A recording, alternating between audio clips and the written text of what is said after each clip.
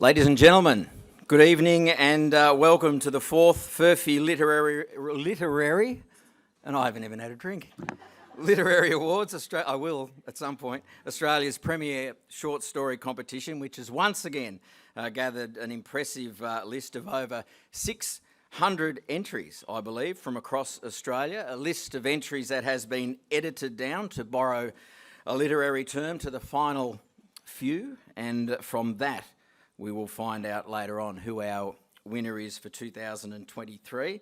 And Matt Dowling is my name, and can I say it is very much an honour to be back with you for these awards, which, as I said, one of the highlights on the Australian literary calendar.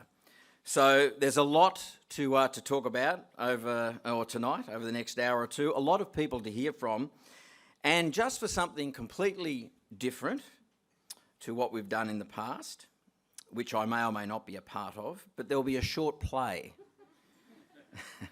You can already see a few props over there, and which explores the origins of the name Tom Collins, which of course was the nom de plume, I hope I've pronounced that correctly, or pen name of Joseph Furphy, after who the Furphy Literary Award, of course, is named. But before we do all of that, we would like to acknowledge the traditional owners of the land on which we gather tonight and pay respects to elders past, present and emerging.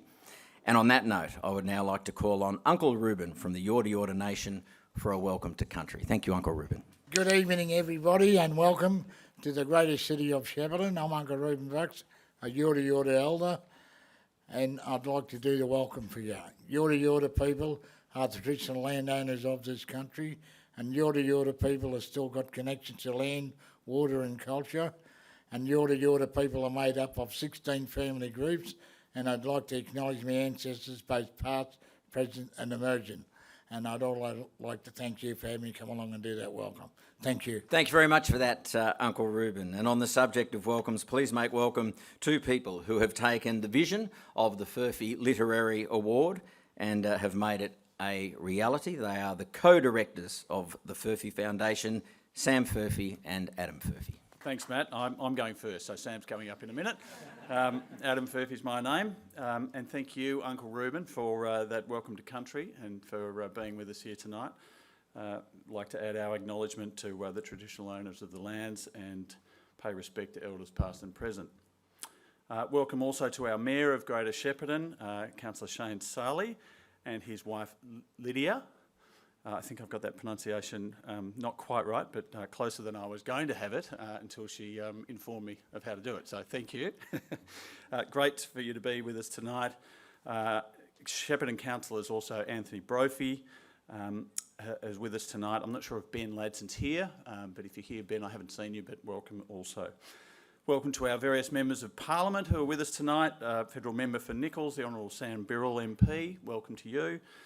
Honourable Kim O'Keefe MP, Member for Shepparton, and Honourable Wendy Lovell, MLC, Member for Northern Victoria. Thank you all for coming along tonight. It's great to have you all here.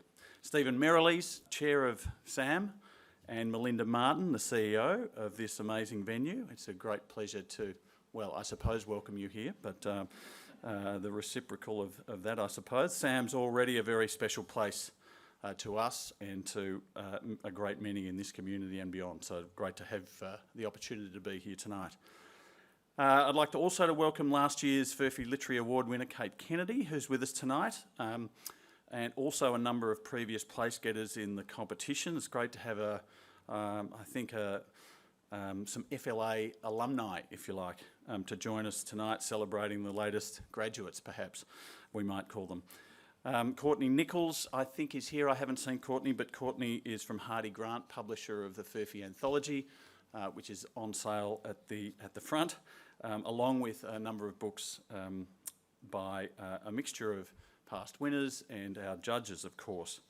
We're going to hear a bit more about the anthology later on, the coming anthology. We've got a number of contestants here this evening, shortlisted contestants. I think we have 8, is that right, Robin? 8 of the 16 on the shortlist. So if you spot someone nervously shaking or a bit anxious, that might be one of them. But welcome to you all. I mean, without you, we don't have a competition, so It's great that you're here. Furphy family members and friends, welcome all. It's a great pleasure to have us all here tonight for the 2023 Furphy Literary Awards. It's the fourth year of the awards in this new, larger national format of the open category, and again we're blessed with, as Matt mentioned, a very wide array of entries from pretty much all corners of the country. The award requires lots of human energy to make it happen, but also financial support, of course, and I'm really pleased to acknowledge and welcome our major sponsor, brewers of Furphy beer, Lion, who have been really the key to the idea of making this award a national competition, actually over a few beers on a cold Shepparton evening about 5 years ago. I kid you not.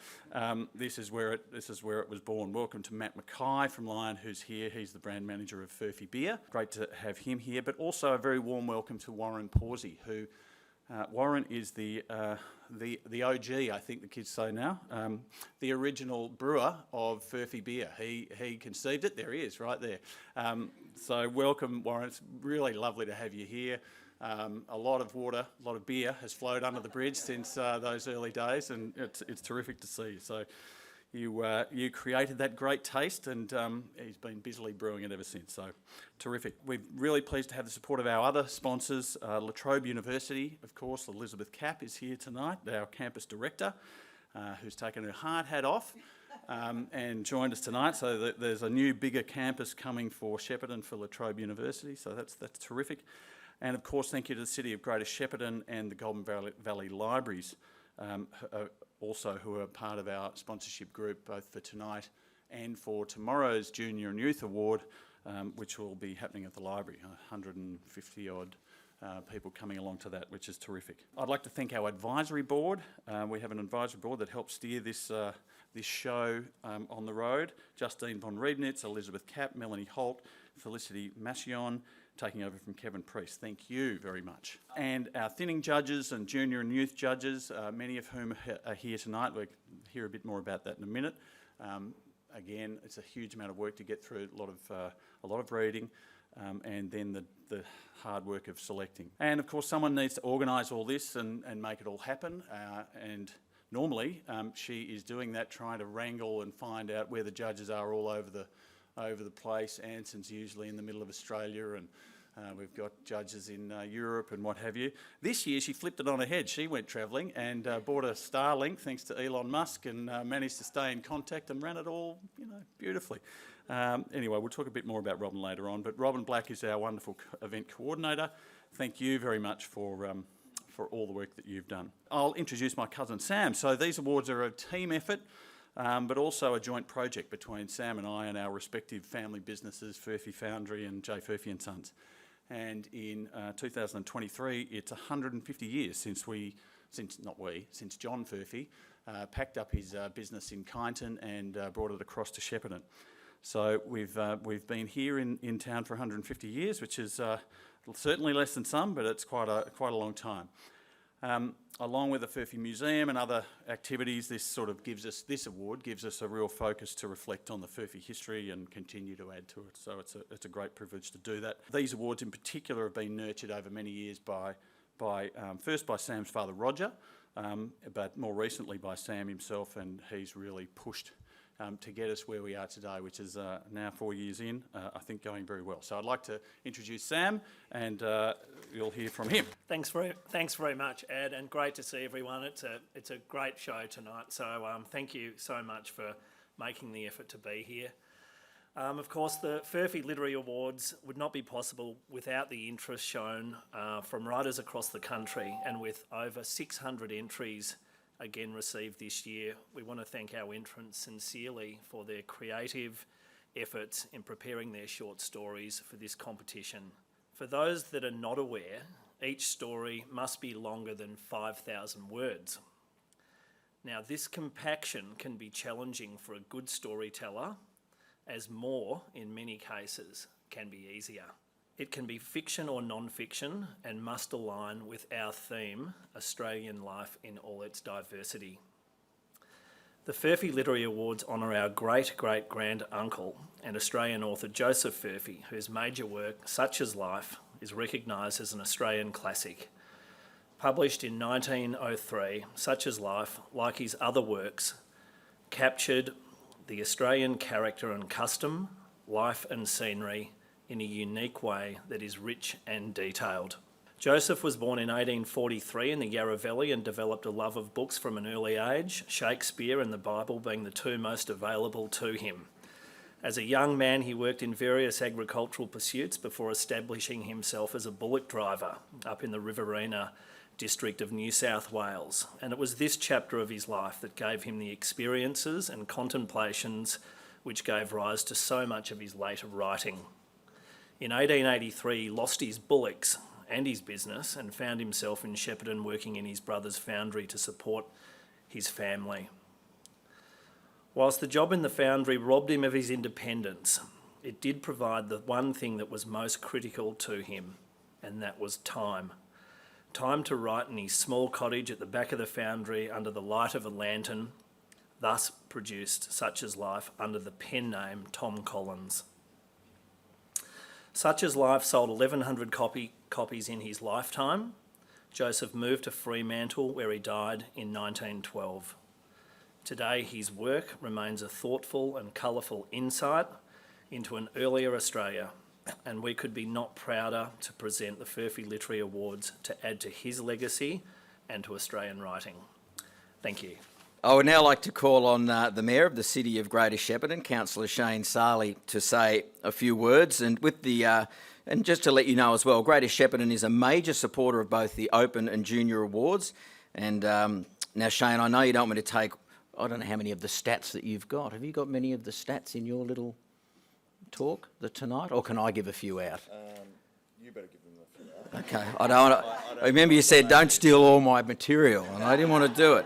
But the Junior Awards attracted more than 200 short stories and poems, 22 schools participating, and I think, as Adam mentioned, around 150 people attending tomorrow's awards event at the Shepparton Library. Returning to talk about Councillor Sarley, and I did make mention of this last year, so I don't want to sound like a broken record, but as well as giving his all for the City of Greater Shepparton, Councillor Sarley also gives his all for the Shepparton United Football Club out on the footy field. And Shane, I've got to tell you, I was in the crowd for last week's game against Mooroopna.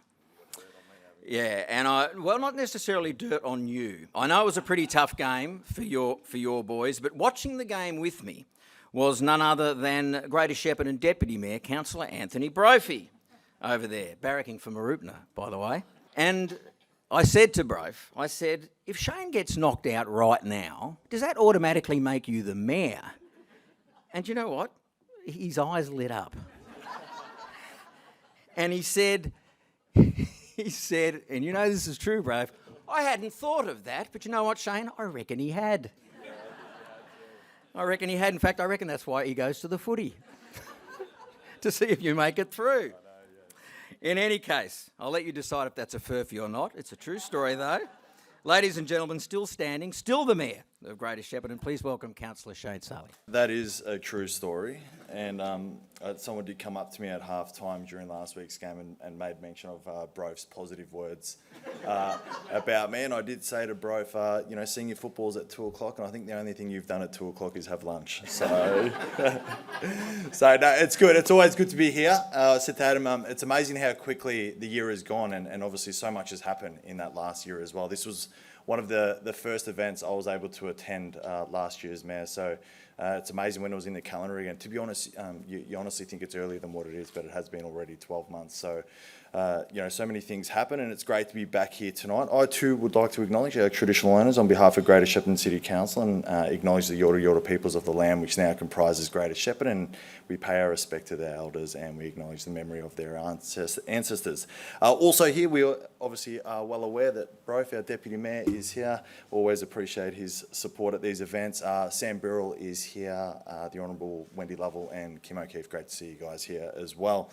And I must say a big congratulations to the Furphy Foundation, who contribute an incredible amount of time and effort each year to see these awards come to life. And the awards play an important role in encouraging writing and creativity and showcasing the talented authors we have here in Greater Shepparton. And the awards have now been running for 30 years, and Council are proud to have helped continue this success in some small way. And Council understand the importance of developing a love and enjoyment for reading from a young age. And we understand the need for regional libraries and the benefit they provide our community by ensuring people of all ages have access to books and the art of storytelling. It is great to see so many entries for this year's open category. I wish each of the entrants good luck. And, my congratulations for you for putting them forward and being shortlisted. I saw last year just the sheer excitement on being shortlisted and then being awarded. I think it's amazing, and you deserve all the recognition that goes your way. So it is an absolute pleasure to be here tonight representing Greater Shepparton, and I thank you for the opportunity to say a few words. Thank you so much and enjoy the rest of your night.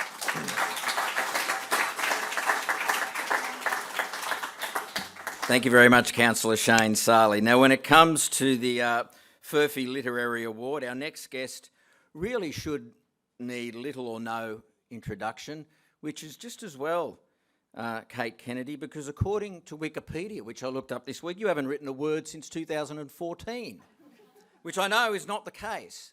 But Kate Kennedy is one of Australia's premier writers across novels, short stories, across verse, a two-time winner of the Age Short Story Competition, a winner of the People's Choice at the New South Wales Premier's Literary Awards, but most importantly, her short story Art and Life won her the 2022, that's only last year, Furphy Literary Award, Kate having also placed top 3 at our inaugural event. And I think as recently as this morning, conducting a workshop, is that right, Kate, for aspiring writers? Please welcome the always wonderful Kate Kennedy. Thank you very much for that kind introduction. I would like to raise my voice in chorus with those who are acknowledging not just the Furphy family and their support of the arts, which is a rare thing, but also I would like to acknowledge we're here tonight to talk about storytelling, and I would like to acknowledge Uncle Ambrose and I guess First Nations people around the world who give us the patterns and the resonances that we don't even realise inform the way that we tell stories. We think we're inventing them, we're not inventing them, we are singing a chorus in a song that has been created by those that came before us and those which have sustained an oral storytelling tradition that is rich. It is rich, and I would like to pay my respects not just for ceremony and culture, for language, but also for story, which holds everything together. It is our connective tissue, and so thank you for coming along, Uncle Ambrose, and anyone else here tonight who is a First Nations person. I feel that debt all the time. And we're a bit of a strange tribe ourselves, us writers, mainly because we spend so much of our time alone talking to our imaginary friends in our rooms. But it's really wonderful to be here just to meet other people like us and realise that we're kind of all alone together, I suppose. There are other people interested in this weird thing which is pushing at us, giving up our free time to head back to that page at the desk instead of doing stuff which is way more distracting and easy. Sometimes we intersect with that other strange tribe of readers. It's hard to explain to others what's so special about these get-togethers, though, isn't it? Because if they don't belong to these two tribes, they don't get it. They're at some other party. But tonight we're at this party, and I'm very happy to be here. One of the most daunting things I want to say about creative writing, I think, is the realisation that dawns on you that it isn't about expertise. No matter how many writing guides you read or how many courses you might do, there are no formulas really, there's no real rote learning, there's no hacks or shortcuts. You can't really systematise the way that you need to do it. There's a limit to how much useful research you can do. There's a point that comes where you've done all that, and now you have to spin something out of yourself. That is the daunting part. And anybody who is here on the long list or the short list as writers, I see you. That is going to be our lives until we stop writing, basically. That feeling of sitting at your desk like a little spider, understanding that everything you need in terms of research is something inside you from this point on. It's a process rooted in self-discovery rather than accessible outcomes. It doesn't tend to lend itself well to the classroom structure, And I mean, I can teach craft, but I know from experience that learning craft is like learning to set a table, to let something more mysterious and interesting arrive. Creativity is about, I think, paying close and sustained attention to something. What makes a short story a marvel is not its brevity, how quickly it can be skimmed, but the evidence of the attention that a writer has paid to examining their subject matter and seeing how to distill it. And then turning into something you can see yourself in when you read it. So I see that kind of craft as a verb. Crafting is a verb. I can feel myself crafting something, like a carpenter crafts something useful out of lumber. So you need desire to connect, you need the discipline to focus and turn off distractions and look at what you're holding in your hands and what you want to turn it into. Something the Americans call intentionality. It makes you take a long, hard look at your intentions, the whys of doing it all.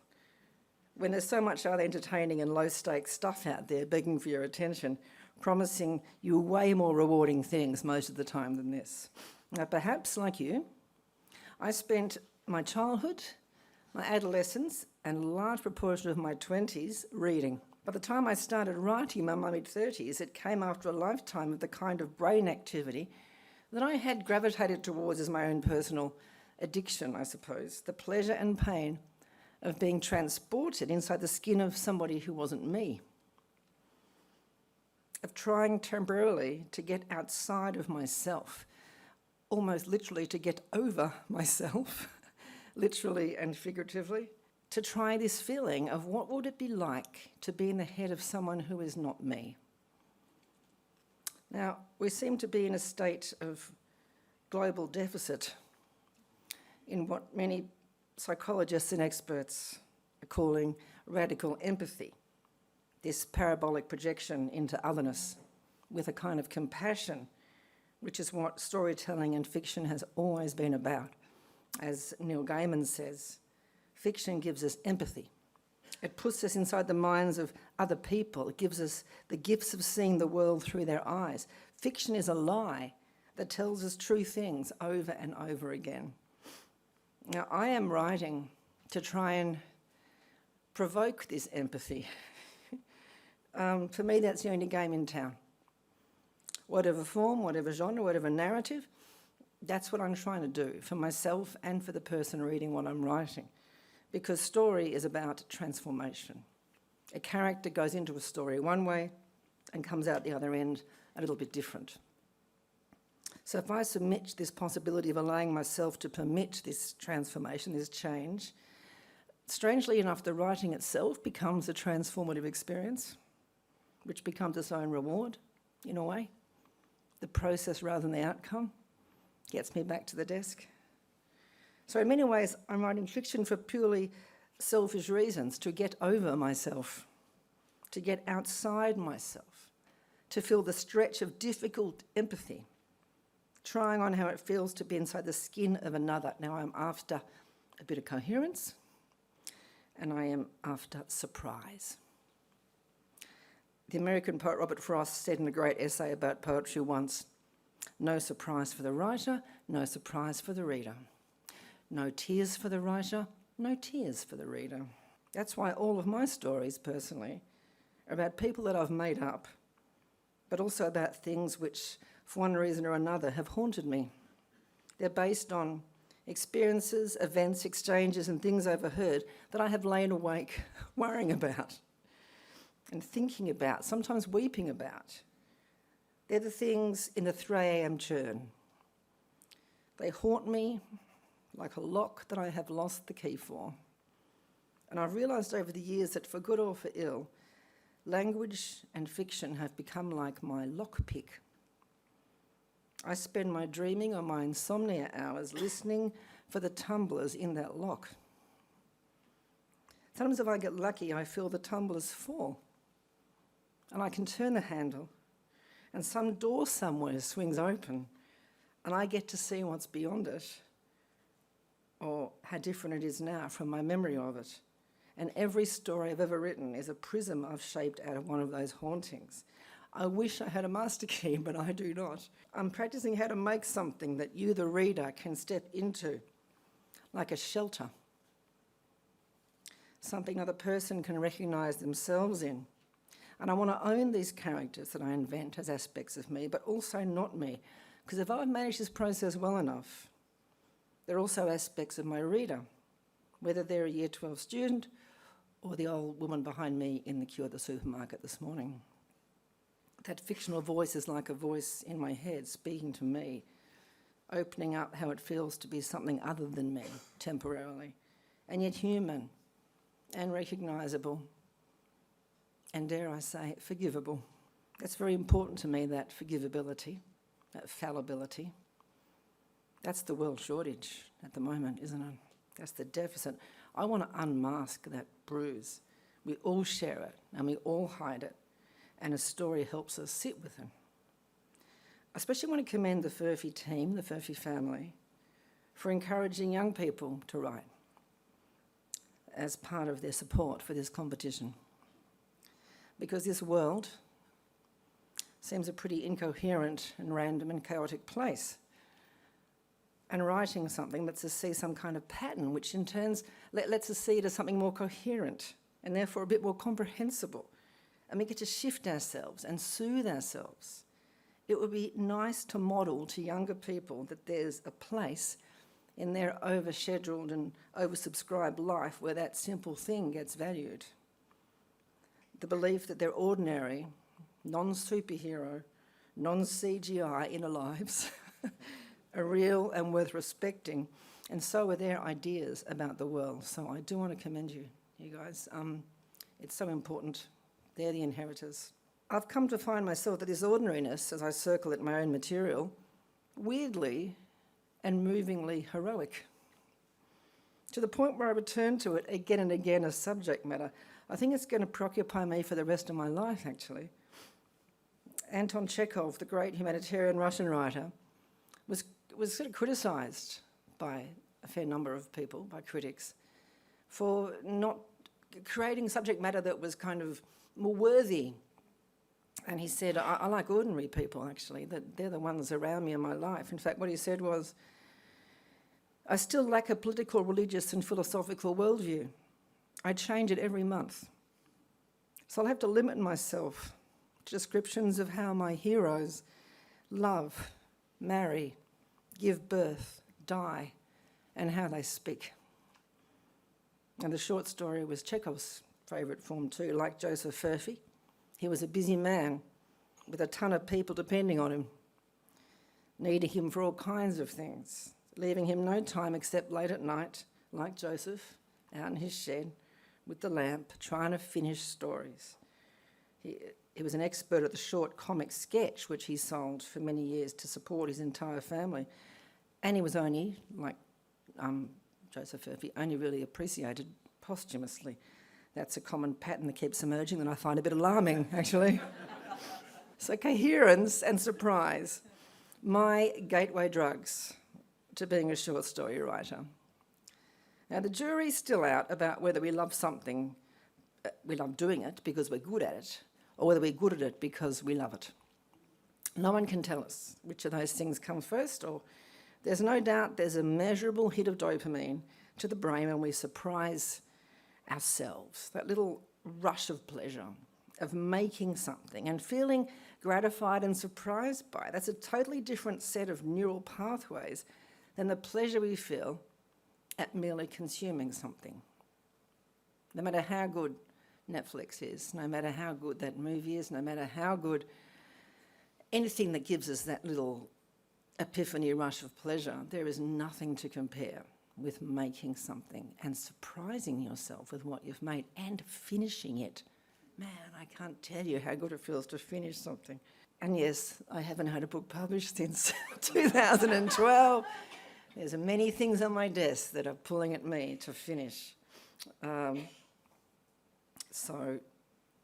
of course, now we carry our consumer drugs around with us, fully loaded with apps, ready to be consumed at will. It feels very difficult, I think, especially to young people, just to try making something up, inventing something, seeing what you might come up with, because you might surprise yourself. And if you get that hit once, you might do it again when it's just you and there's no teacher waiting for it.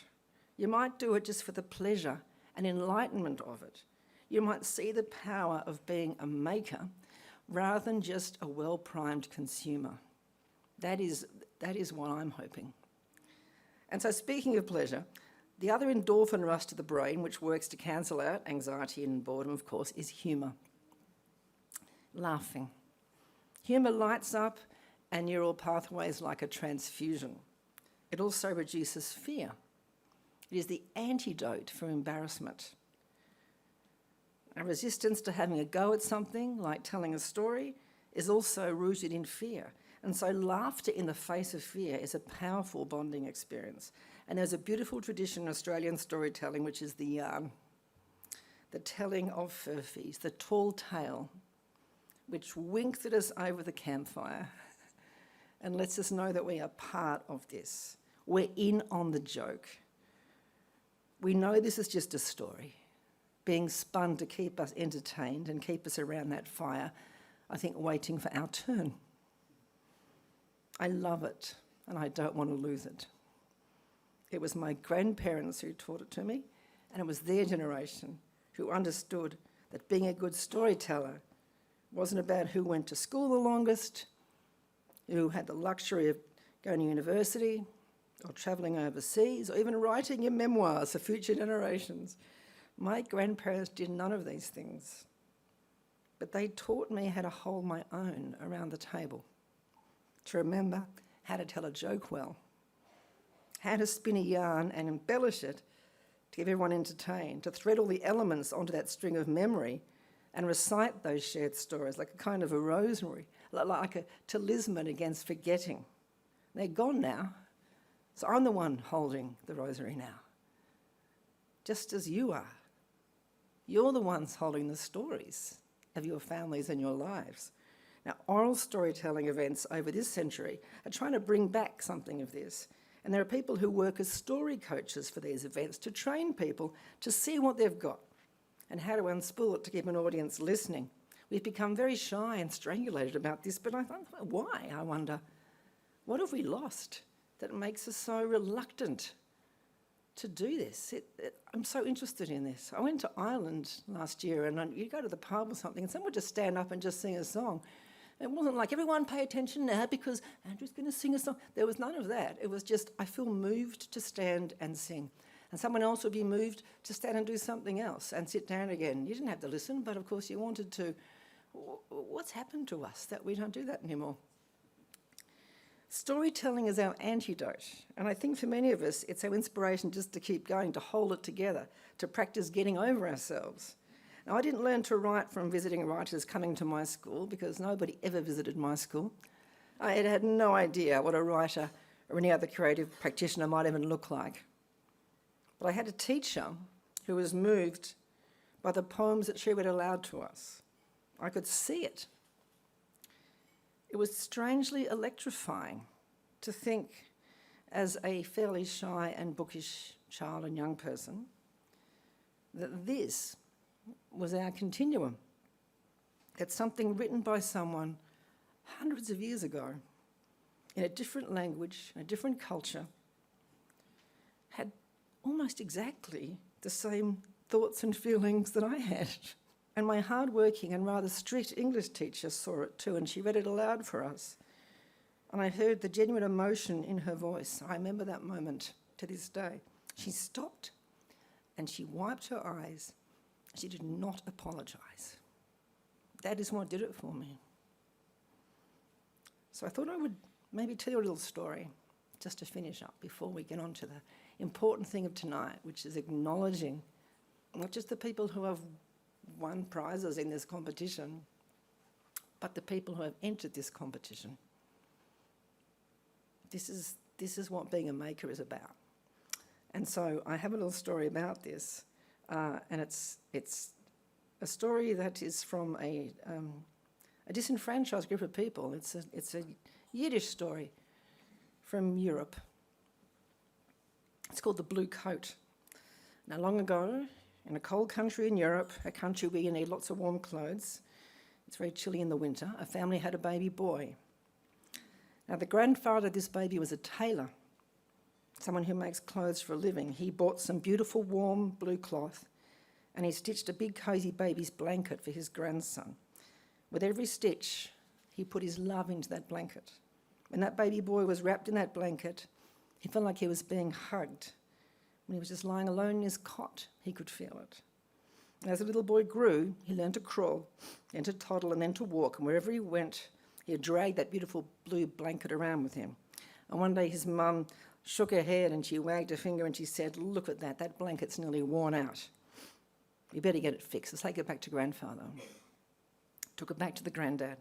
He put that out on the table and he got his best scissors out, the good scissors. And he cut out the best parts that weren't worn out. And he fitted them together and he pieced one part to another part until he had made that little boy a beautiful blue coat. Oh, that boy just loved that coat. He wore it in the sun, he wore it in the rain, he wore it everywhere. He wore it in the snow, he wore it jumping in mud puddles. He ran and jumped and he twirled in it. He played in it and he played in it until it began to get worn out. And his mother saw him and said, "Look at that. Look at that coat. That's nearly worn out. You better get it fixed. Let's take it back to Granddad." They took it back. And the grandfather laid it out on the table and got out the good scissors. And he cut out the best parts, he fitted them together, piecing one part to another until he had made the little boy a beautiful waistcoat. And the little boy put it on and he loved it. And on he went. He was a bit older now, and he wore that waistcoat and he wore it and wore it and wore it until it was nearly worn out. And once again his mother looked at him and said, "Look at that, we've almost worn that out. Better take it back to Granddad." So they did, and the grandfather took it and he laid it out and he cut it into pieces and he cleaned it and he brushed it flat and took the good scissors and he cut it away, cut the good parts out, and he pieced it back together again and he made it into a hat. And on it went again. The boy was a bit older now, but he wore that hat, he loved it. Whenever he wore it, he felt the love of his family. By now his grandfather had died, but he left his mum the good scissors. And she looked at that hat one day and she said, "Look at that, that is worn out. Give it to me. Give it to me." And she cut it up. She laid it out flat.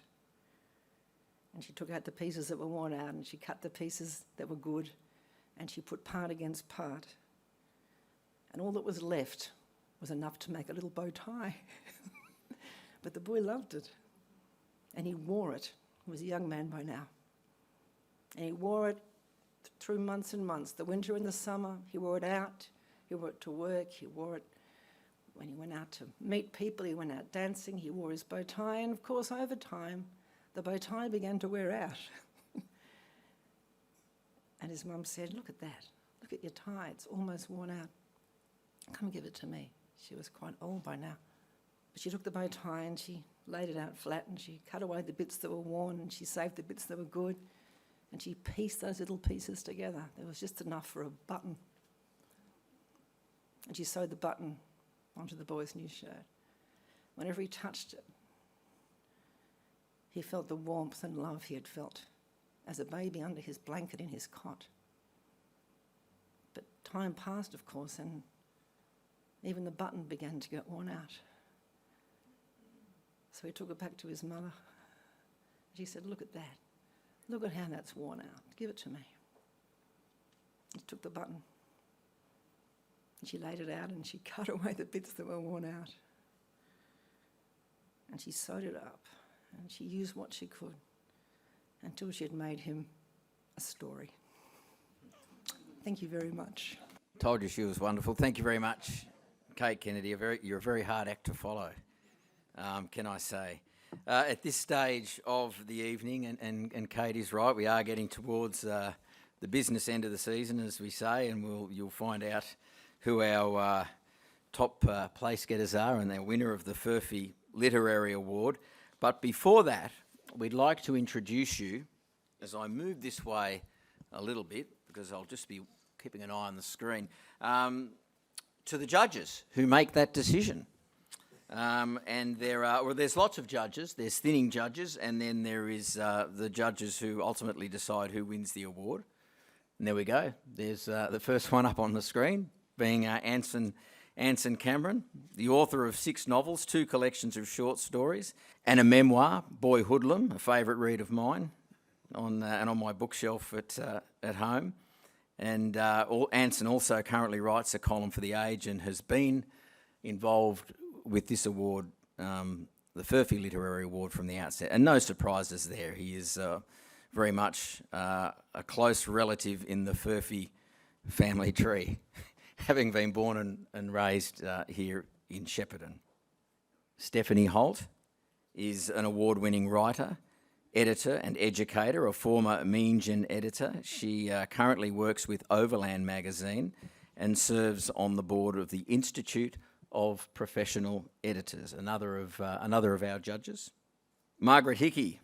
Marg also is an award-winning author and playwright, and her best-selling crime novel Cutter's End was published in 2021. And I think, Marg, I hope I've got this right, wherever you are, raise your hand. I just want to make sure I've shortlisted for the best debut crime fiction. Is that right? At the National Crime Awards, the Ned Kelly. Followed up with Stone Town, which was released last year, a collection of short stories, Rural Dreams, published in 2020.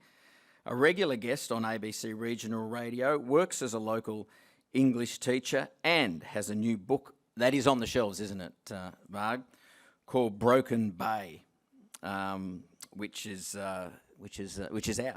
Still waiting for that. It's on the book stand, which we'll talk about later too. Still waiting for that book called Berrigan. Marg, I know you like to put town names in and things. So I'd love to see that. John Harms. John can't be with us tonight, but he's a wonderful fella, John, and he's a writer, he's an historian, a publisher. His books include Confessions of a 13th Man, Memoirs of a Mug Punter, Loose Men Everywhere, Life as I Know It, and numerous editions of the Footy Almanac Annual, and he lives in the Barossa Valley. Moving on to John Kerr. John is an independent writer and publisher with a background in corporate, educational and general book publishing. His publishing list includes the best-selling autobiography of I, Dr. Fred Hollows, and Fraser Island environmentalist John Sinclair, written with Peter Corris. He wrote High Times in the High Country, about an eccentric sheep farmer he once worked for. And his latest book, The Big Folbig Mistake, I think came out... John, can you raise your hand where you are? Last year? Came out last year. John Kerr, one of our judges, and Thornton McCamish, the son of local orchardists, so another great local theme for the Furphy Literary Award, a journalist and author, former editor of the Big Issue magazine. His biography of Alan Moorhead, called Our Man Elsewhere, won the New South Wales Premier's Douglas Stewart Prize for Non-Fiction and was shortlisted for the 2017 Prime Minister's Literary Awards. So please, a big hand for all of our judges.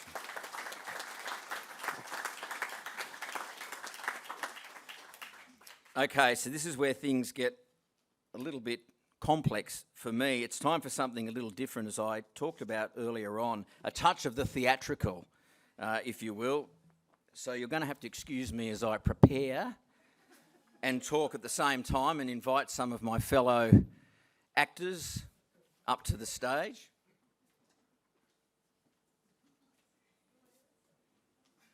Meanwhile, I'll give you a little bit of a synopsis. When Joseph Furphy wrote his classic story, Such Is Life, he used the pen name Tom Collins.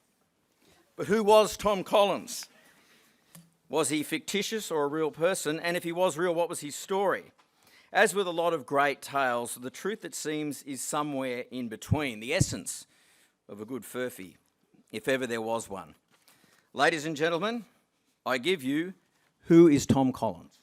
Not far from here is a forgotten little road called Tom Collins Drive. It runs parallel to the Goulburn River and disappears into a lonely little bush track that follows the bends of the river. Near the centre of Shepparton, there's a small bronze statue of a man kneeling at a campfire, boiling a billy. This is Joseph Furphy, who travelled the outback with a team of bullocks and who eventually settled in Shepparton at the site now marked by his statue. Here, in a little weatherboard shack, he wrote his book Such is Life, under the name of Tom Collins. So who was this man with such an ordinary name, and where did he come from? We invite you to come with us to the city of New York in 1874. More precisely, we go to the corner of Broadway and Ann Street, where stood the offices of the mighty New York Herald, the largest and most influential newspaper in the world. Let's step inside the office of Herald editor Tom Connery and his advertising manager Scoop. 2 years ago, they were running the biggest newspaper story the world had ever seen. Read all about it. Livingston found alive. The New York Herald's grand expedition to find great explorer Dr. David Livingstone. Special report from darkest Africa. At its height, in May 1872, the Herald's story of how Henry Morton Stanley found the great Scottish missionary Dr. David Livingstone alive generated sales of 100,000 copies a day. But 2 years later, the Herald's sales were falling. What a goddamn stroke of genius that line was. Dr. Livingstone, I presume. But what on earth are we going to do now? Are there any more lost explorers out there? But boss, Livingstone wasn't lost. Scoop, we create content to build our audiences. Audiences want excitement, drama, or something new. That's why we call it the news. And we sell those audiences to our advertisers. That's what we do. It's really quite simple. And what do you think of this? Well, that should shake things up a bit. Whoa! Instead of taking our readers to the jungles of Africa, we'll bring the jungle to New York City. Awful calamity. The hospitals are full of wounded.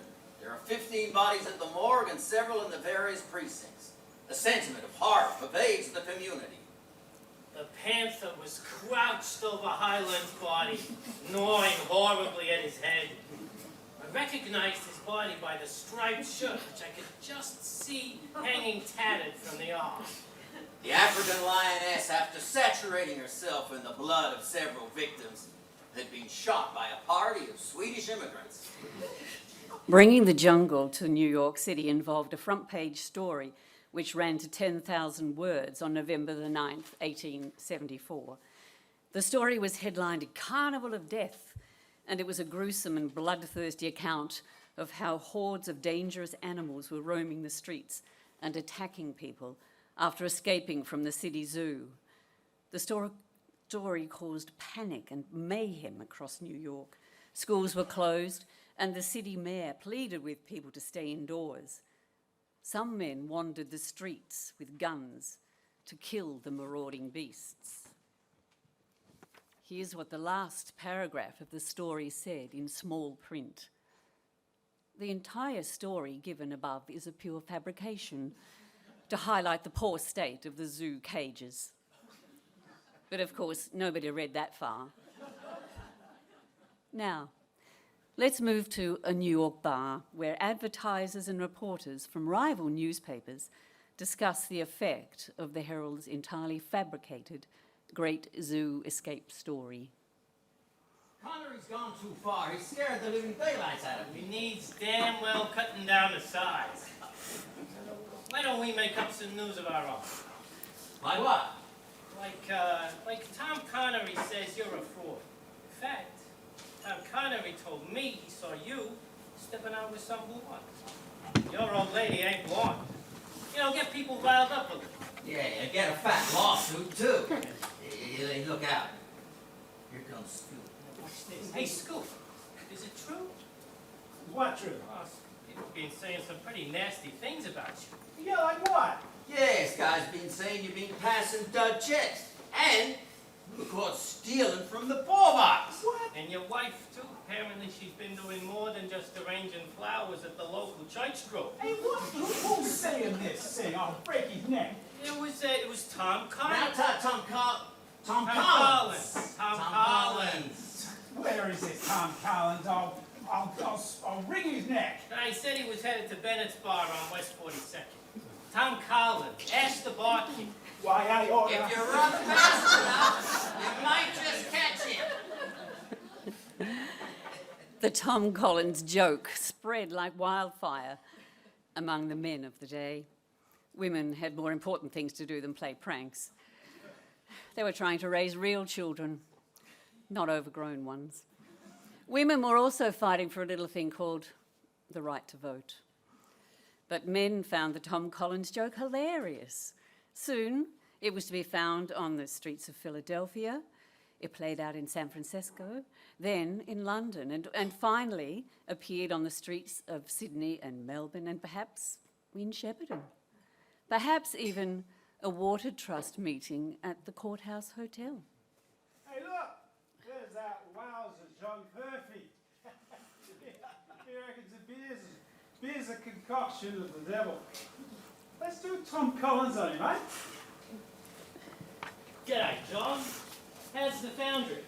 Yeah, it's going very well, thank you, good sir. Hey, I heard this bloke called Tom Collins says your tanks leak and your sermons are blasphemous and you don't mind a drop of the old nectar after an hour on the pool pit.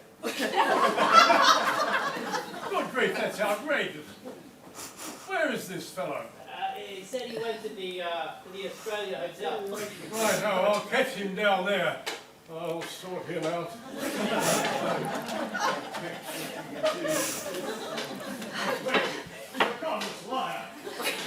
The Tom Collins hoax was short-lived, but it lasted long enough for bartenders across the globe to cash in. Very good, sir. I'm looking for Tom Collins. Ah, it's the grand teetotal of Shepparton. Very much, sir. One Tom Collins coming up. Straight out of New York. The new recipe. 2 jiggers of gin, twist of lemon, some syrup, and soda. And if you don't mind me saying, sir, I'm surprised and absolutely elated to join the majority. This one's on me. Right. The Tom Collins cocktail can still be ordered in some of the more salubrious and literary drinking holes of the globe. And so, finally, we have two brothers working and living in Shepparton. One is a socialist, the other conservative. One is agnostic and a social drinker, the other religious and a zealous teetotaler. Both went on to have their names associated forever with the spreading of gossip and rumour.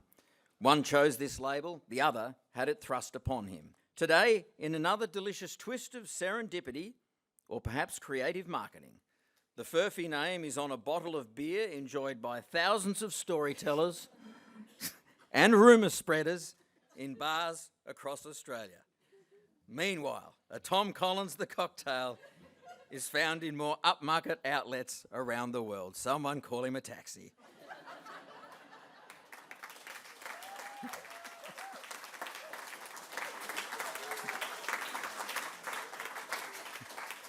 Thank you for watching our little tale. We hope it shows how a well-chosen name and a good story will always stop the truth from barging in and interrupting, either at the bar or around the campfire.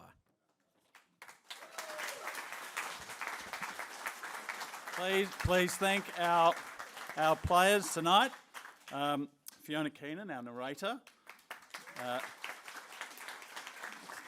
Clem Furphy playing a role not so far from his heart and family. Well done, Clem. Tim Cannon, another Furphy family member. And of course our own Matt Dowling. Well done, Matt.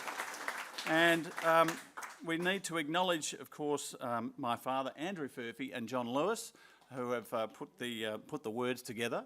Have I missed someone? I've missed John Head, of course. He stole the show, so well done, John. Yeah, exactly. But to John Lewis for writing these words, and to my father for also doing a bit of work on the writing, producing, directing, Cecil B. DeMilling, I think. But congratulations all. Thank you very much. Well done. All right, thank you very much for that. A wonderful little play to be a part of. The rehearsal that went into that. Months we've been at it. Auditions, callbacks. I was sweating out my part, I can tell you, when I got the call. No, it's been a lot of fun, a real lot of fun. Good, great to be a part of. Now, on with the show. One of the biggest jobs of these awards is, of course, the judging of entries. And when you have several hundred entries to scrutinise, it takes an enormous amount of time. And while we have acknowledged the main judges, and we will hear more from them shortly, it is time to thank the people we call the thinning judges. Sounds nice, doesn't it? And at the same time reveal the shortlist for the 2023 Furphy Literary Award. And to do both, please welcome Head of La Trobe University's Shepparton campus, Elizabeth Capp. So La Trobe is just delighted to continue our support for the Furphy Literary Award, which celebrates short story writers from across Australia, but also our young regional writers, as Kate mentioned earlier, and that is a really, really fabulous thing to be doing. One of the things that we contribute is, as Matt said, we support the provision of the thinning judges, and no one's come up with a better name for that, so we'll go with thinning. And this year we welcomed 3 new judges from our creative writing program at La Trobe, who joined 5 wonderful judges who came back after last year and the year before. So we had 8 people doing this very important work and basically taking the over 600 submissions that we received and taking some of those each and working through the first part of the process. So we wouldn't be here tonight without that work, and we do thank them all for their absolutely superb job that they've done. I just want to say thanks to the Furphy clan, led by Adam and Sam, for the opportunity to be involved in the award, and also to the wonderful Robin Black for her totally brilliant coordination. And now it is my very great pleasure to read out the long list. So these are the 16 short stories that were got to the final stage that were put before our judges. And just remember that, to get to the final 16 out of over 600 submissions is a pretty fabulous effort. So I think we really do want to say well done and thank you so much for submitting, and congratulations on getting to this point, no matter what the final outcome. So I'm going to read out the last 16, as it were, in no particular order. So don't read anything into this list, okay. The first one is Time Capsule by Deborah May, The Dray by Eugenie Pusenjak, 19 Miles by Alison Hose, Animal Farm by K.A. Rees, Mixtape Diary, Amy St Lawrence, Pascal's Pots, Andrew Nest, The Queen of Sheba, Alison Killick, The Lucky Country, Natalie Vella, The Scheherazade Machine, Frank Russo, Cockroach Kids by Olivia Wolfe, Homecoming by Peter Arnold Knott, Panic Strap, Claire Aman, Away to Me, Jen Ruel, Ardberg by Morris Bryant, Under Construction by Michael John Scallon, and last but by no means least, Once Was a Tyrant by Christian Fennell. Could you join me in congratulating all these wonderful writers? Thank you.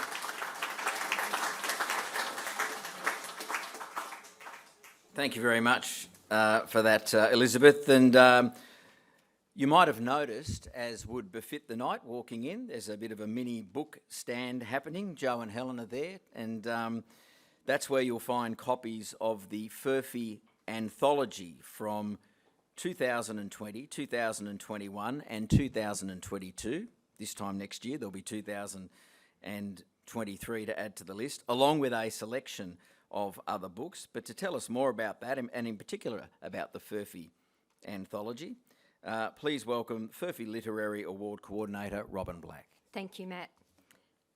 Hello all. So wonderful to see everyone here tonight to celebrate this amazing literary competition.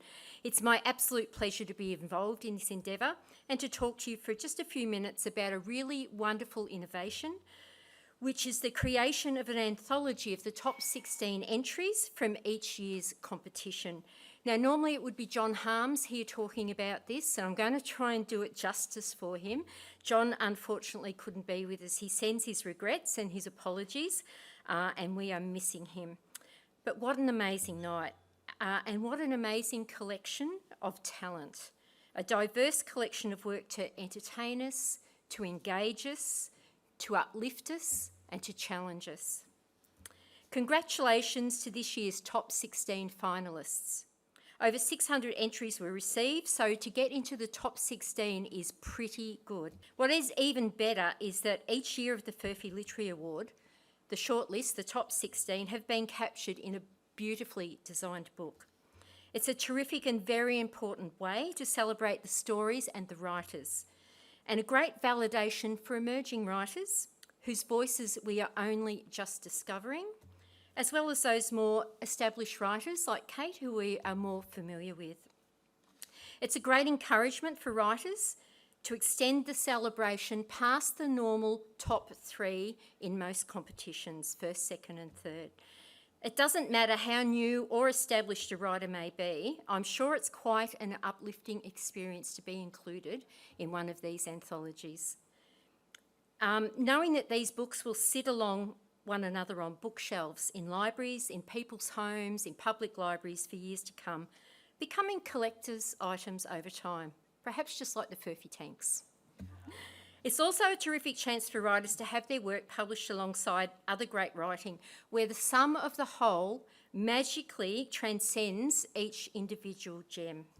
It's special for first-time writers who may never have been published before to have something published, and also for established writers, because sometimes we're just not sure about our own writing. Doesn't matter how successful someone has been, there will be times when that writer just isn't that sure, and something like this is awesome validation. And we know that despite all the gadgetry in today's world, and I've probably just dated myself by using the word gadgetry, there's nothing quite like holding an actual book in your hand as you immerse yourself in someone else's uplifting, moving and challenging imagination. Furphy Open Short Story Judge John Harms works closely with the 16 writers and the dedicated team at Hardy Grant, including editor Joanne Holloman, publishers Courtney Nichols and Hannah Louie, layout specialist Kate Slattery, and covers from Josh Durham at Design by Committee. Adam and Sam Furphy and the extended Furphy family not only make this award happen, but they're also committed to making the anthology happen. And they deserve great congratulations for doing so. It's quite rare for the reach and celebration of a prestigious award or a literary competition to extend to a quality publication, like the unique hardback anthologies. And the awesome covers. Last year's cover longlisted, the 2022 cover longlisted in the Australian Book Design Awards, which was pretty cool. The Furphy family have gone above and beyond to show their dedication to Australian literature and the celebration and support of Australian writers, including the local youth and junior in the Golden Valley, who we hope to see in coming years to move out of the youth and junior and into the open short story category and perhaps even our anthology. It takes a considerable amount of time and cost and managing to present the award and the anthologies, and the Furphy name continues to be synonymous with quality Australian literature and acting.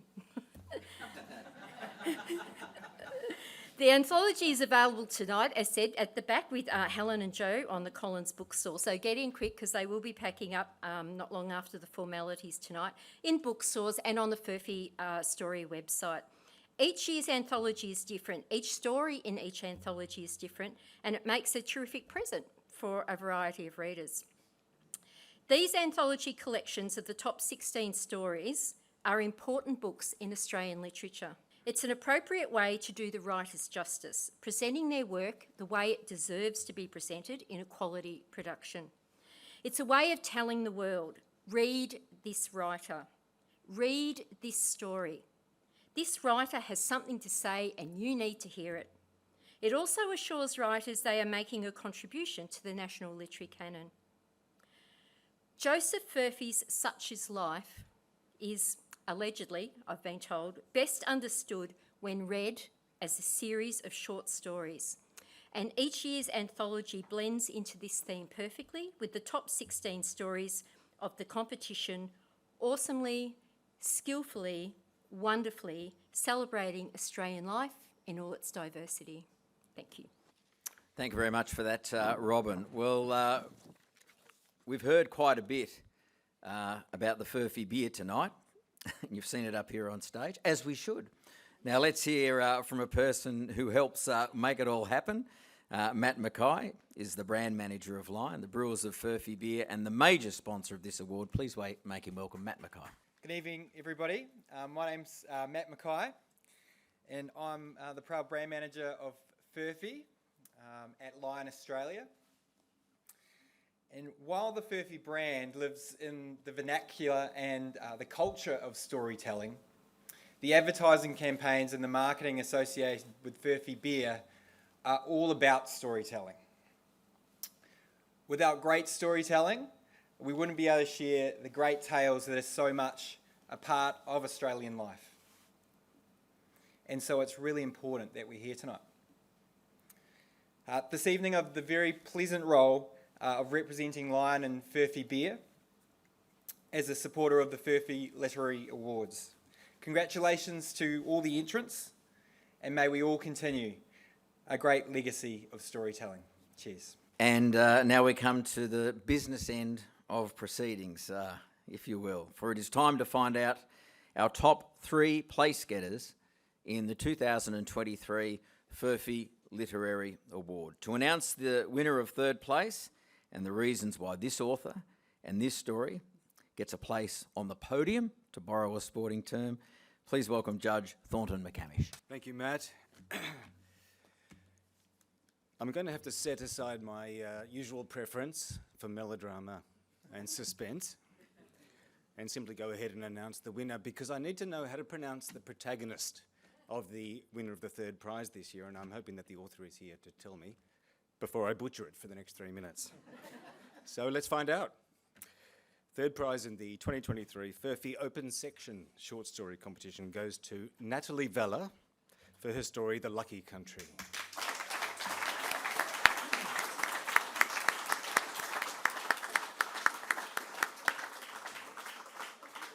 Now, Natalie, just collect yourself for a minute. Take a pew down here.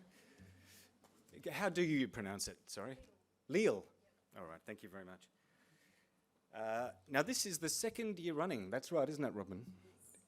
That Natalie has won 3rd prize in this competition. But if anyone is thinking, oh, that's great, but always the bridesmaid, never the bride, think again. This is making the top 3 in a competition with 600 entries is statistically extraordinary, really. It's more of a Bradman-esque kind of average. Something Sam Kerr would be proud of, I would say. I don't know why I used a sporting analogy, because there's no sport in this story at all, thankfully. That didn't stop John Harms from loving it, by the way. That just shows how open-minded we are as judges. The Lucky Country is the story of a young woman, a Sri Lankan immigrant, making a new home in Melbourne. We're in 1967, I think. The White Australia policy has just officially ended, though its after effects certainly haven't. The factories of Melbourne are full of migrant men and women working long shifts in grinding, menial conditions. Leal spends her days soldering circuit boards at a television factory, torn between memories of friends and family at home, and the will to make a life, to survive, both in a hostile workplace and in the inscrutable and infinitely depressing landscape, to her, of the Melbourne burbs. The migrant story is a classic Australian theme, and The Lucky Country is a short story with a big name. This story also touches on power, I would say, unfairness, vulnerability. It's about women's solidarity and friendship, and even women's anger. But what makes it such a pleasure to read is just the irresistible pull of the story itself. All that mattered to me when I was reading it the first time was finding out what happens. Is she going to be okay? Is her tormentor on the factory floor going to get his comeuppance? Well, you'll have to read it to find out. What stood out in Natalie's story is what is becoming, I can say now, a distinctive combination of real and unusual writing ability and sheer heart. First, the skill of the writing, the greatest skill, of course, being that of not drawing attention to all the skill, to how measured and fine it is. If we're immediately drawn into her world, it's because Natalie's precise, textured prose takes us straight there, whether it's to a wharf in Colombo, the smells and rhythms of dinner, back in the old country, a slightly gloomy drunken party, probably somewhere in Preston, the tension and tedium of an unhappy factory production line. There are lots of characters here, but all of the minor figures, the sister, for example, the male co-worker on the bus agitating for action on the factory floor, just pop off the page. With a light dab of the soldering iron, as it were, Natalie suggests entire lives behind cameras we just see for a few lines. I would say the triumph of this story is Lily herself. This is a character with novelistic richness, courageous, yes, and vulnerably open-hearted, also sometimes timid or despairing, sometimes even bitter, and very often confused by herself. But for as long as we're reading it, we are Lily, this young woman from Sri Lanka in the late 60s, working on a factory floor, is me while I'm reading it. It's the miracle of the story. Last year, in her comments about Natalie's story, Tara June Winch, a judge last year, said that she would have loved to see that story developed into a novel, and I agreed. I could see that. I knew what she meant. We could actually say the same thing about this year's story too. It would make an extraordinary novel, I think. But I'd also like to say that this is a writer who's clearly right at home in the short story form, and I, for one, will be perfectly happy if we get many more of these from you, Natalie. I would love to read them. Many people are going to admire this story for its craft and its intelligence. Many more are just going to love it for its human warmth, the sheer pleasure of Natalie's storytelling. Congratulations, Natalie. This feels a bit familiar, doesn't it? It's a little bit familiar, but it's still scary nonetheless. I recall last year you seemed a little bit shy about coming up to the microphone, but how do you feel overall? It's third place. Shocked. To be perfectly honest, I'm still shocked. I'm shocked now. I'm still trying to find words. But most of all, I just want to thank the judges for selecting this piece, because it was a difficult piece to write. The Furphy family for putting on an amazing competition, and everyone involved, including Robin. Thank you very much. And all the inspiring writers who I read every day. To put a story together, I'm in my head most of the time. So this particular story, no one had actually read it. I hit the submit button and thought that no one would actually read it or like it. And so it's quite a shock for me to come up third again, so it's a wonderful thing. Thank you very much. I did want to ask you, so you mentioned it was a difficult one to write, so more difficult, say, than Winter for Regret, which was last year's third placed entry. How do you compare the two? I think it was difficult because I had to go back in time, so there was a bit of research involved, and there were a few scenes in this particular piece that were challenging because it was dealing with racism in a workplace, and so some of the dialogue, you know, I'm denied, and I thought, well, nobody's going to read it. I'll just write from my heart, write what I thought was right at the time. So I guess that was the challenging bits of writing that particular story. So this particular story. Are there times then when you're doing that and you're having a battle? Are there times where you just stop and say, well, I can't finish this, or I'll try something else, or do you always persist to the end? I do persist, but I've always got a few stories on the go. So sometimes I always encounter some sort of challenge with a short story, and I'll put it aside and I'll let it cook in the drawer, so to speak, and then I'll come back to it with a fresh set of eyes later on. So that's usually how I write short stories. So I've got about 4 or 5 usually at one time going. Which will make Thornton happy. He said he'd like more, so it sounds like there is more in the offing. Yeah, so Leal is the character, and it's actually my grandmother's middle name, so I thought I would add that to this story. I did a little bit of research, Natalie, on our list of in the short list or the long list, whichever it's called. I know you had another story here, and I just want to throw this one in because it was the title that intrigued me. James Bond goes fly fishing. Is that a short story? That's a short story. Yes. That You- was. probably too. I don't know if there's a little overview, but I was just fascinated by the title. It was actually a story I wrote in a short story class with Anya Wolwitz,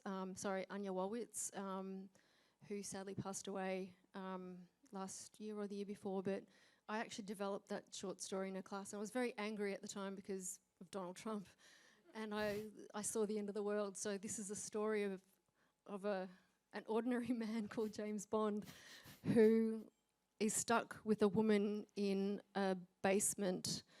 A basement full of wine of a husband who died during a nuclear blast, and so they're stuck in this basement, and she's stuck with this neighbour, and his name is James Bond, and all he wants to do is go fly fishing. And that's the story. It sounds great. He leaves, but it's also a story about a plant. So it's a very strange science fiction. I guess you can call it magical realism, or. Well, it sounds pretty promising, I think. It's a very weird story, and I wrote it at a very weird time. So. What's next for Natalie Vella following on from this? Just keep writing. Yep. Just keep writing. That's all. Yep. And being published again in the anthology. I'm What does that mean to you? Oh God, very excited. Very, very excited. I have a few friends overseas who wanted to read this one, so the 2022 one. So I'm very excited about the 2023, and hopefully I can send that one overseas as well. Copies. Well, Natalie, for someone who's always a bit shy to come to the mic, you're a pleasure to talk to, and congratulations again on taking third place once again in the Furphy Literary Award. Thank you so much. Thank you. Well done.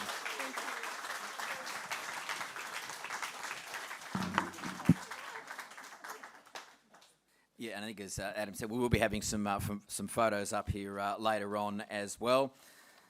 So now to announce the second place getter in the Furphy Literary Award, I'd like to welcome John Kerr.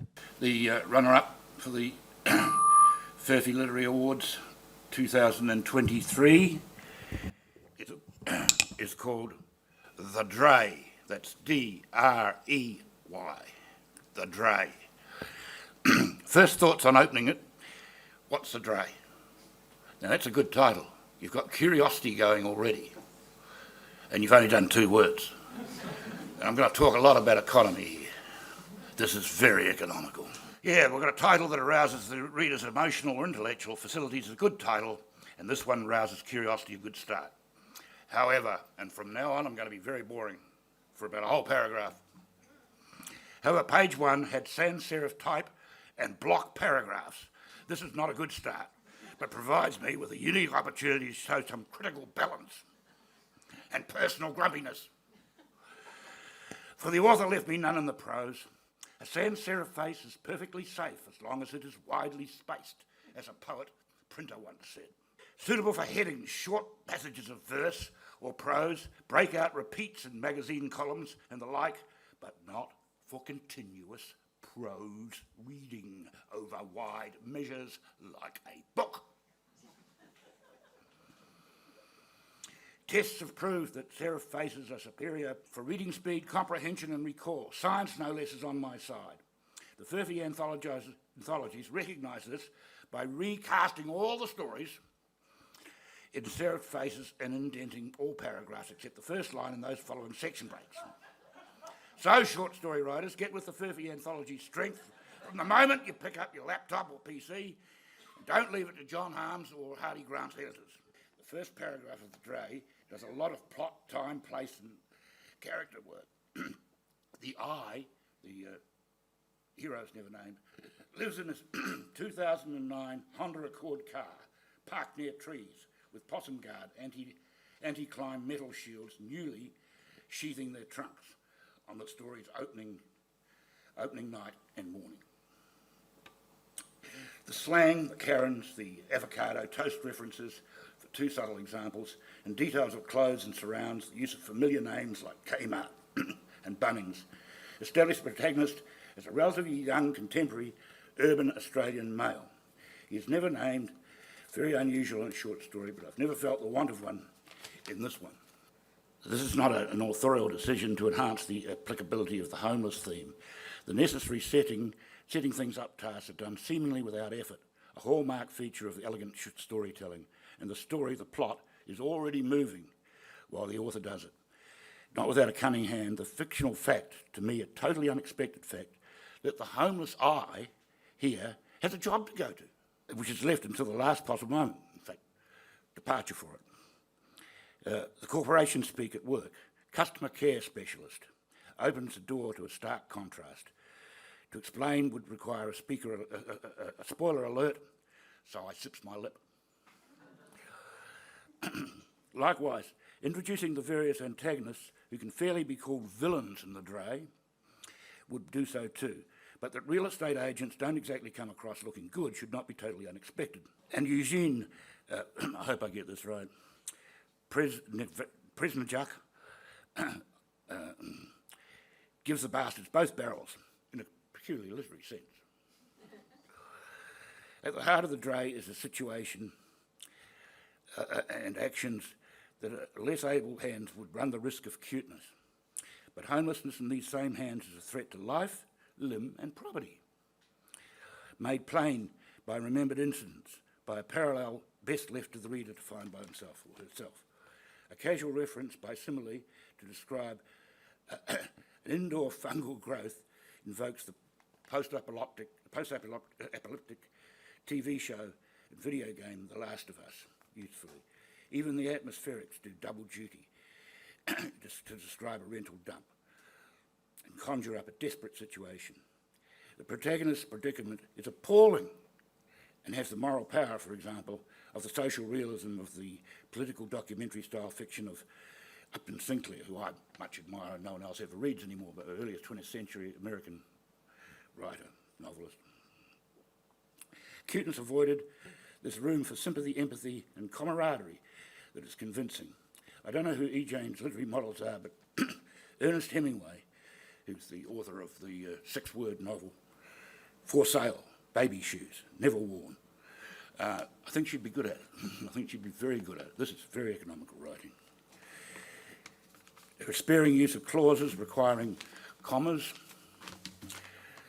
her dropping of grammatical subjects where context does the work, got quite good at it. Doesn't need I in that. Brush-tailed. Well, there's possums about, brush-tailed. What else would it be? Bad mistake. Just like in speech, you say bad mistake. You don't say, I made a bad mistake. So in 4,900 words,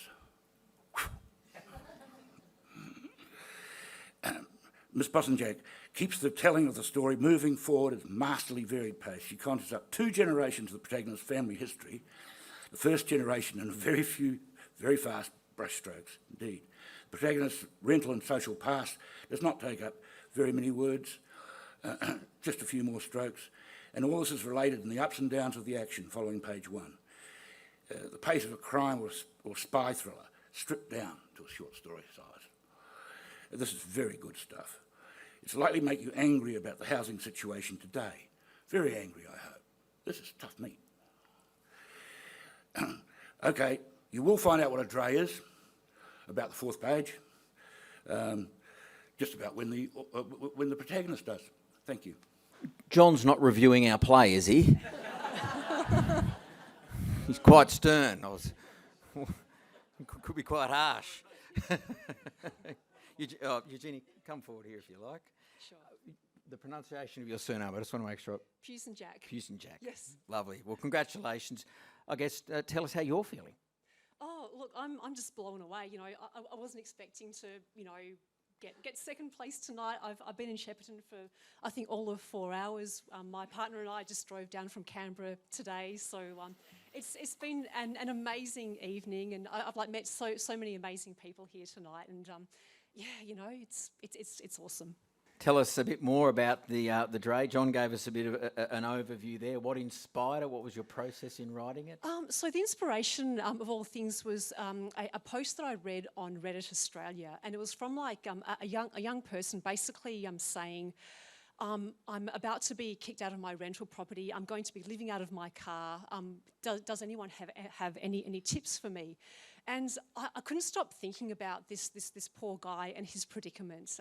I'm so privileged to have a house of my own, a place to live, but there's people out there who just aren't as fortunate. And I guess I just turned that into the inspiration for this story.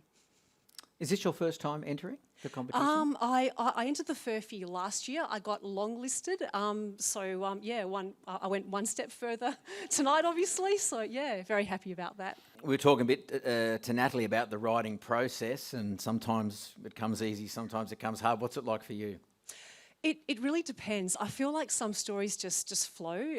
This was one that did flow quite a bit. It did take a bit of research. A dray, incidentally, is like a home where possums live. They kind of build like a little nest for themselves with leaves and twigs and paper bark and everything. I did actually go onto YouTube and I looked up, how to make a dray for possums, which was really, really helpful and helped me a lot with the research.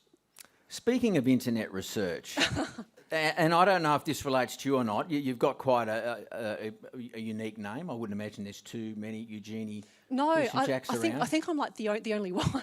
Well, in that case, what's with the Doctor Who references I kept on getting? Oh, okay, yeah. No. Can you explain? That was great. So until tonight, my greatest literary success was in 2020 winning the Paul Sprague Opportunity, which is a competition run by Big Finish. Big Finish are licensed by the BBC to do audio adventures of Doctor Who. I'm a massive Doctor Who fan, as is my partner. So I thought I'd have a crack at basically entering this contest back in 2020, where people got to pitch an idea for a short Doctor Who audio adventure. I was fortunate enough to win. So since then, I've written a couple of short Doctor Who stories for Big Finish, audio adventures that you can download and listen to. Until tonight. That was, my biggest literary success. I'm just so glad it was you. I would have been so disappointed if it hadn't been. And you're a lawyer, and you were from WA. I am, yeah. So I was born and bred in Perth. Moved to Canberra in 2005 to take up a grad position at the Department of Infrastructure. Only meant to stay there for like a year or two, but 18 years later, I'm still living in Canberra. I met my amazing partner. Got a house, got a career, and the rest is history. What's next for Doctor Who? Sorry, what's next for you? Oh, look, I am super excited to see what David Tennant and Ncuti Gatwa are going to do, going forward. In terms of writing, as Natalie said, just keep on writing. I've been doing short stories for about 10 years now, so I've got enough to make a collection, which I'm hoping to self-publish at some point later this year. But otherwise, yeah, just keep on having a crack. Eugenie Jack, congratulations on your second place. I might just say too. I just want to say a huge thank you to all the sponsors and supporters and the judges of the Furphy Literary Award, and to my fellow shortlistees, if that's the word, and to anyone who's watching who entered as well. I think it takes a lot of courage and commitment to put yourself out there, write a story, hit that submit button. So thank you for everybody who's been involved. This is an amazing contest. Well done. Thank you, Eugenie. Thank you.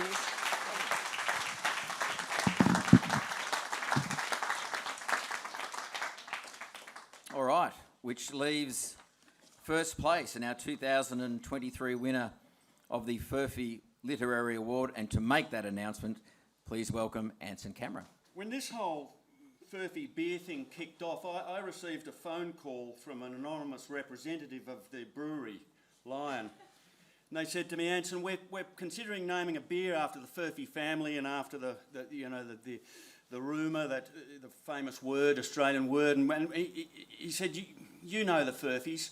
we're considering putting a lot of resources into this, and we just don't want some snowy-haired eccentric to come bursting out of the family closet and derail the whole thing into shame and infamy. I said, well, look, now that Tim Furphy and his younger brother Simon Furphy, who were both, let's face it, men who could excite the zeitgeist in their own particular ways, I said, now that they're on the wrong side of the grass, I think you're pretty safe. I don't think you've got any trouble. I don't think the brand could be besmirched or soiled by any member of the family.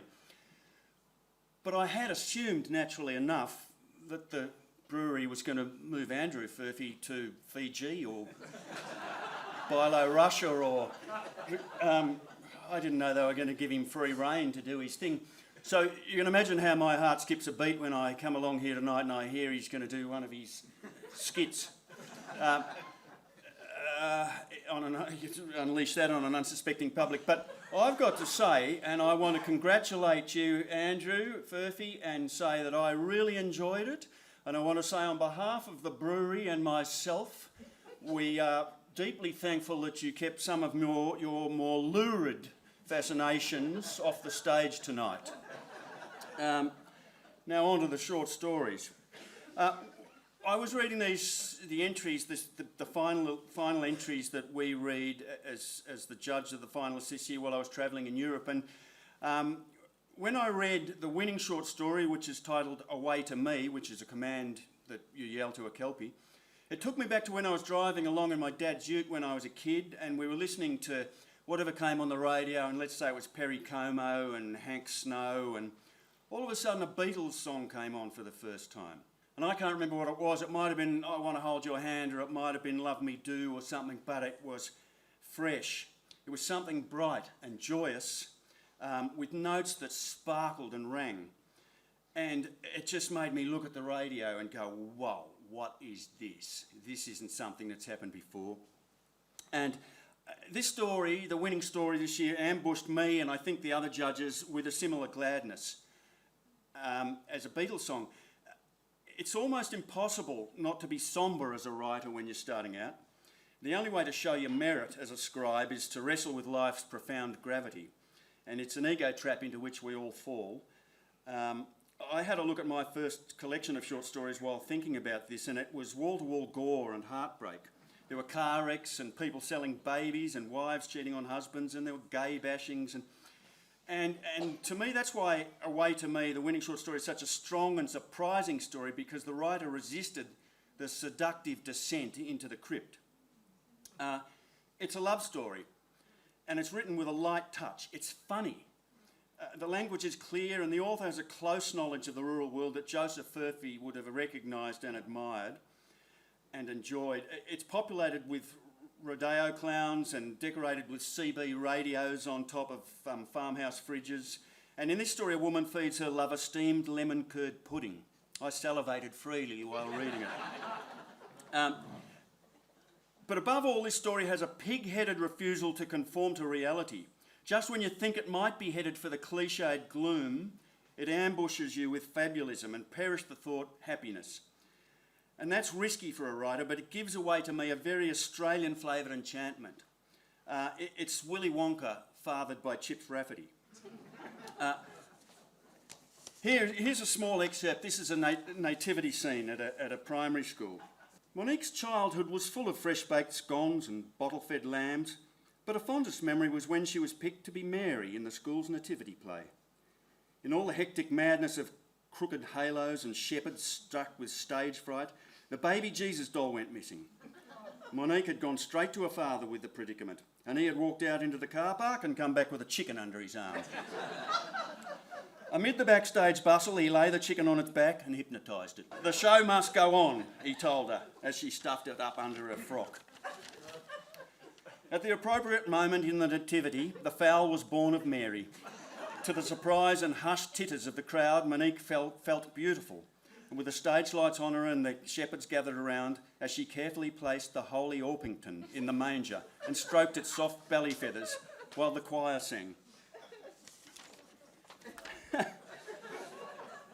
A chook Jesus, it doesn't seem far-fetched to me.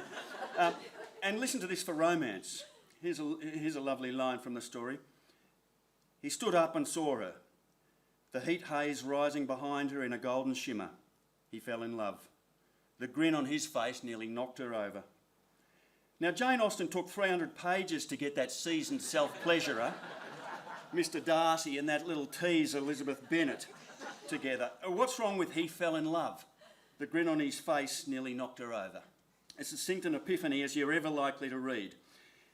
Indeed, the story ends with an aquatic epiphany that not even Ethel Merman could have imagined, where a bloke is giving orders to turtles as if they were kelpies. Away to me! It's a story in which magic emboldens love, or love emboldens magic, or maybe the point is love and magic are the same thing. It is in language that its cast would recognise a ripper. So congratulations to Jen Rule, winner of the 2023 Furphy Literary Award. What a wonderful story.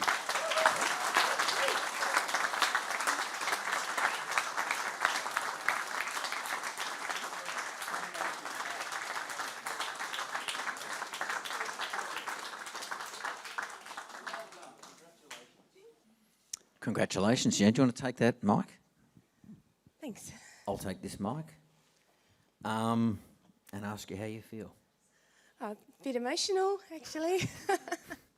It's nice to have your stuff read out so well. Thank you. Surprised? Not surprised? I mean, it's a big deal, isn't it? It's 600 entries, and I'm and very you're number one. surprised. I am very surprised, but I'm not surprised that people like Half Arthur, because he's a really likeable bloke. He's the main character in the story. That everyone who's read that story in my writers group, I've read it to my book club, and everyone just really loves him. So I knew you would love him, and I'm glad you did. I'm really glad you did. Where did you get your inspiration from for Away to Me? From an actual real man. His name's Matt. I like him already. I hope. We come from Perth. We're from Wajak country, and we go camping down in Walpole, which is a beautiful part of the country, tall timber, beautiful inlets. And we go down there every year and we camp, and the bloke who has a caravan next to us is Matt. And he tells very tall stories around the fire, but his wife is named Nolene, and we rarely see her. She's just hanging out in her caravan, but she'll be Matt, and he jumps up and he goes, "Oh, that's the War Office," and he runs away, and they're really old, so their love, he's really rude about her, but he loves her so much, and it comes across. He was my initial inspiration for the story. And it all went from there. Yeah. We do a lot of travelling in the country, a lot of the countryside that's in the. People know that if you go up the west coast of Australia, then you drive through, you'll recognise some of the country, the red dirt, the way the rivers come through. You'll see it, you'll know it. Now, you've got a journalism background and broadcasting, is that right? Or you studied in that field? I'm a journalist, yeah. I work at a local paper, so maybe that helped with what you were saying about, it's all about, these days, the stories are often quite hard, and I feel quite an affinity with Mr. Furphy because I write all day as a journalist. On the days I'm not a journalist, I'm a communications manager. When I get home after the kids are in bed and everything's done, that's when I write for fun. And I'm not going to write anything dark and dingy in that point. It's all going to be magic at that point, yeah. What's the name of your newspaper you write for? The Post, the Subiaco Post. Okay. It's famous. And the marketing, you mentioned, is it marketing work you do for? Yeah, communications. And is that the Australian Alzheimer's Research? Yeah, so Foundation? I have to. I got that job at the start of this year, and they needed a writer to find stories within their organisation because they want more money because Alzheimer's is a dreadful disease, and the research is.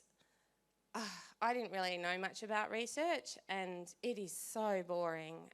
It's just scientists, they talk, and I mean, I know words, that's my job, and I'm good at it, and they talk for half an hour, and I think, I didn't know one of those words. It's all stuff in the brain and what all the bits are called and how they interact with each other, and I'm like, how am I going to turn that into something that anyone wants to read? But I do, because...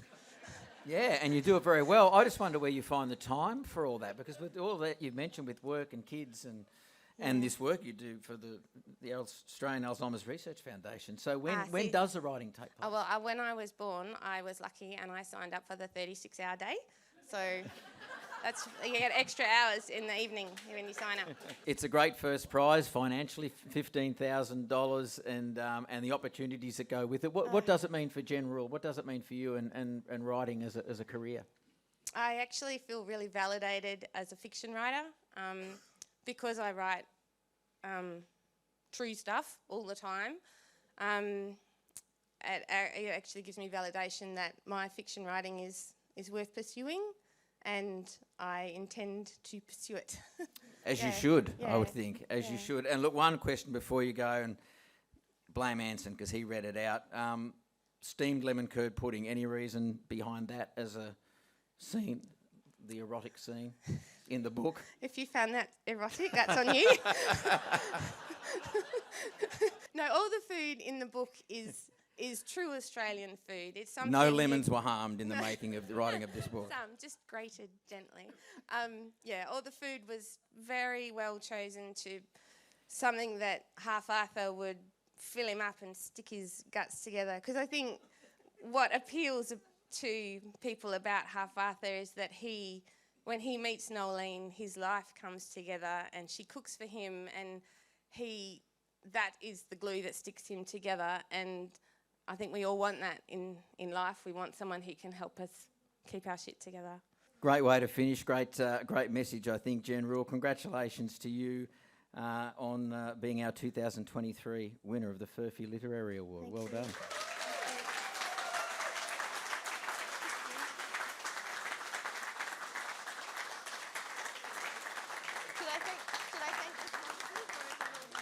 No, you certainly can. You certainly can. You can thank whoever you like, Jen. I would like to thank the judges. Thank you very much. The thinning judges, if we were also lucky to be thinning judges, and the fattening judges too.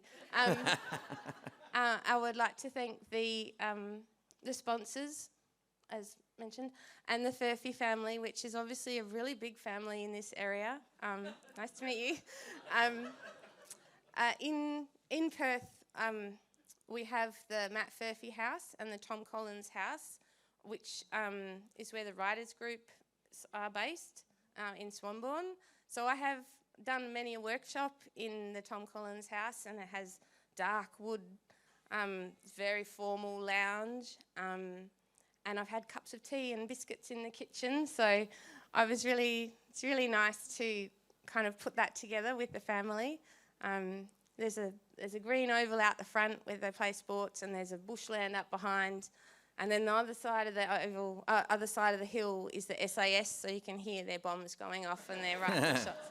So it's a great place to get your mind going, and now I feel even more inspired. So well done. Thank you all very much.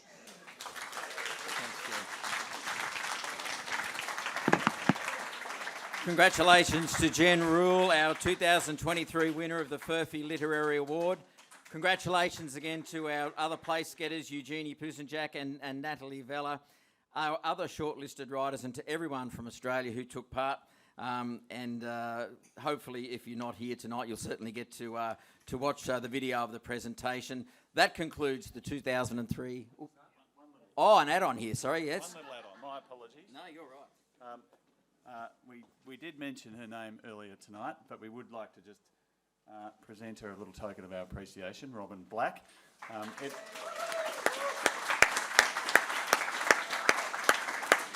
I think you can see at the fullness of tonight there are an immense amount of moving parts and logistics that go behind this event, and literally it's not Sam and I.